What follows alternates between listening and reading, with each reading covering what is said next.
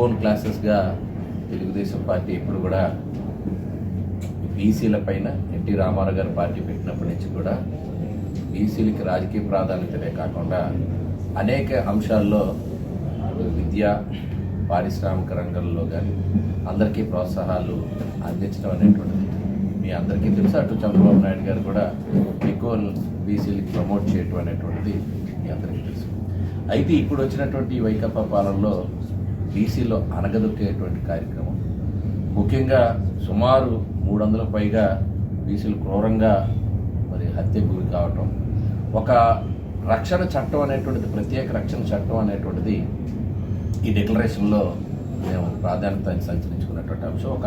ఒక న్యాయ కమిటీని, ఒకటి పరిశీలన కమిటీ అనేటువంటిది, ఒక సామాజిక న్యాయ పరిశీలన కమిటీని ఒకటి అపాయింట్ చేసి ఏ రక్షణ చట్టం ఏ రకంగా వీరిపైన దాడులు జరగకుండా బీసీల పైన కులాల వారీగా ఉండేటువంటి వాళ్ళ అంశాలని పెట్టుకొని ఒక రక్షణ చట్టం తీసుకురావాలని, అదేవిధంగా 50 సంవత్సరాలకే ఒక పెన్షన్ అనేటువంటిది కూడా బీసీలకి ఇవ్వాలని మీరు చూశారు. మొన్న చంద్రబాబు నాయుడు గారు, పవన్ కళ్యాణ్ గారు కలిసి ప్రకటన చేసిన దాంట్లో 50 ఏళ్ళకి 4,000 రూపాయలు పెన్షన్ చేయాలనేటువంటి నిర్ణయం కానివ్వండి. అదేవిధంగా ఈరోజు సప్లాన్, బీసీ సప్లాన్ 1,50,000 కోట్లు ఖర్చు చేస్తామని.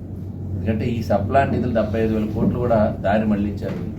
కేవలం ఈ 1,50,000 కోట్లు ఏదైతే ఈరోజు సప్లాన్ నిధులు ఉన్నాయో వాళ్ళు బీసీలకే వర్తించే విధంగా రాబోయే కాలంలో ఆ నిధులు ఖర్చు చేయడానికి ఒకటి ఉద్దేశించబడింది.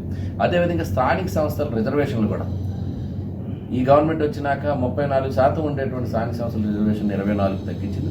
మరలా మనం వచ్చినాక డెఫినెట్గా 34% ఏదైతే ఉందో, అదేవిధంగా చట్టసభల్లో కూడా 33% రిజర్వేషన్ కోసం తీర్మానం చేసి కేంద్రానికి పంపాలని చెప్పి ఒక నిర్ణయం. అదేవిధంగా నామినేటెడ్ పదవుల్లో కూడా 34% చేయాలని, ముఖ్యంగా ఏ వర్గానికైతే ప్రాతినిధ్యం ఉండదో వారిని కాప్షన్ సభ్యులుగా కూడా ఆ కమ్యూనిటీని, ఆ సామాజిక వర్గాన్ని, బీసీల్లో ఉండేటువంటి అన్ని సామాజిక వర్గాల్ని అకామిడేట్ చేసే విధంగా కాప్షన్ చట్టాన్ని కూడా తీసుకురావాలని చెప్పి